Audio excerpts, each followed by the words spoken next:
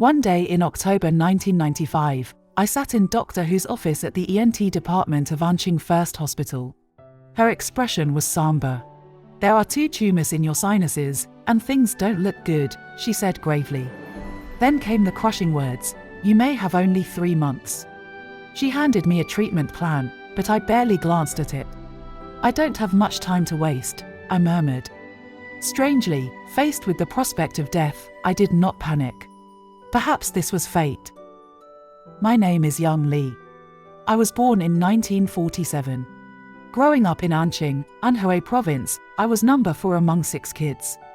My parents worked at a bank, but their true passion was the performing arts. Under their influence, 4 of us siblings eventually became performing artists. At age 12, I attended the Anqing Art School, where I studied Huangmei opera. My training covered a wide range of skills, including stage movements, civil and martial roles, and tumbling techniques. In 1963, at 16, I graduated and joined the youth troupe of the Anqing Huangmei Opera Company. We toured extensively across Anhui, Jiangxi, Hubei, and Jiangsu provinces, performing traditional Huangmei opera to widespread acclaim. When the Cultural Revolution erupted in 1966, many performers were sent to the countryside for hard labor. I was fortunate to keep my job, but my stage career ended due to vocal cord injuries. I became a costume designer and makeup artist. In 1967, I married a mechanical engineer, and we had a son the following year. After the Cultural Revolution, the troupe experienced a renaissance, producing many plays, films, and TV dramas. My artistic contributions were highly praised, but the intense workload and frequent overtime began to take a toll on my health. After each major production, I would fall seriously ill. From childhood, I was prone to illness. Typhoid fever, hepatitis A and B, gastrointestinal disorders, rhinitis, pharyngitis, bronchitis, hypothyroidism, coronary heart disease, arteriosclerosis, and frozen shoulder plagued my life. Hospitalization became routine. However, none of these compared to what lay ahead. In 1990, I began experiencing severe stomach pain and vomiting blood.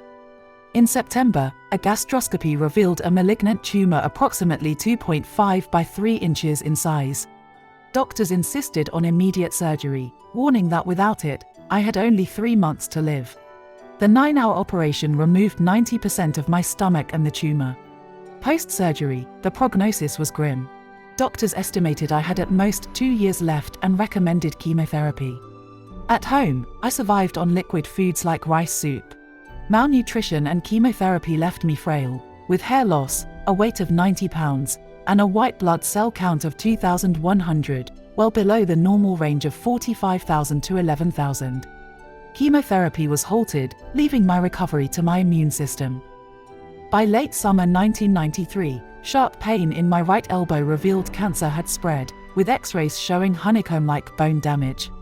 A nerve block gave brief relief, but further treatment was ruled out, and I was advised to rest at home. In autumn 1994, strange sensations began on my left cheek, resembling crawling ants. My left eye watered, my ear clogged, and bloody nasal discharge appeared. I delayed seeking help, and my condition worsened. In September 1995, a CT scan at Anqing First Hospital revealed 2 pea-sized tumors in my left sinus. Dr. Hu somberly explained that a biopsy was unnecessary. "It's too close to the brain and could be life-threatening," she said, recommending conservative treatment. "How long do I have?" I asked. "Do you really want to know?" she replied. "Yes," I said, bracing myself. "Maybe 3 months," she said gravely. Death seemed like a release, but the thought of my family's anguish, my husband, my son, my elderly father, and my siblings, was unbearable. Watching their suffering was harder than enduring my own. 3 months passed. I was still in pain, but I was alive. In October 1995, a colleague lent me a book titled China Falun Gong. As I read it carefully, I felt every sentence resonating deeply. Following the book's instructions, I began learning the Falun Gong exercises. Remarkably, my symptoms began to ease. My appetite and energy returned, the pain in my arm disappeared, and the discomfort on my face vanished.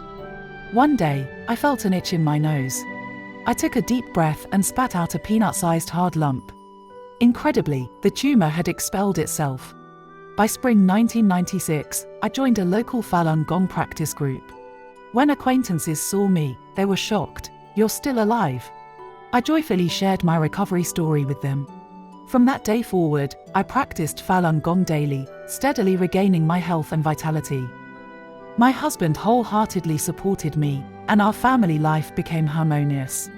With newfound peace of mind, my son left for the US in 1999 to pursue graduate studies.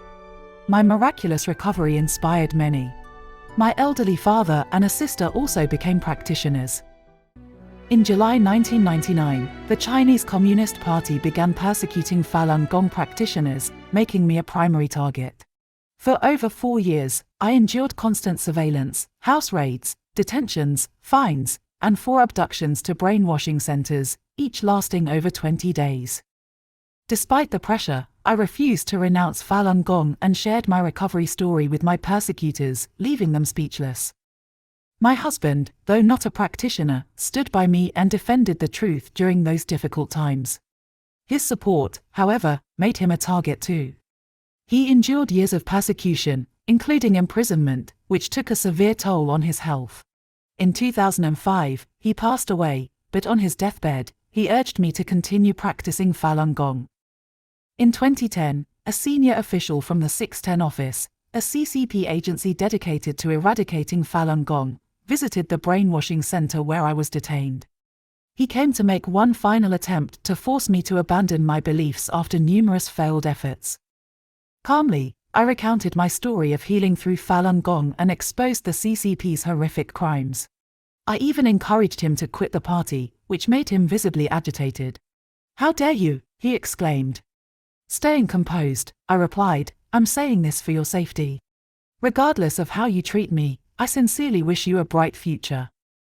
After a long silence, he finally said, "You should go join your son in America, and don't ever come back." The process of obtaining my passport was surprisingly smooth. In December 2011, I was on a flight to the US. Now I live in San Jose, California, close to my son's family.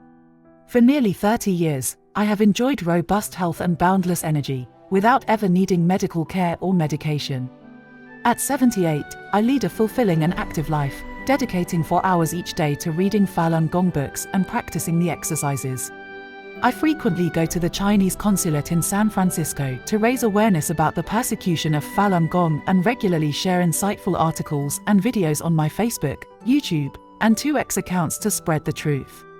Over the past decade, I have also consistently made phone calls to people in mainland China, helping them see through the CCP's lies and embrace the truth.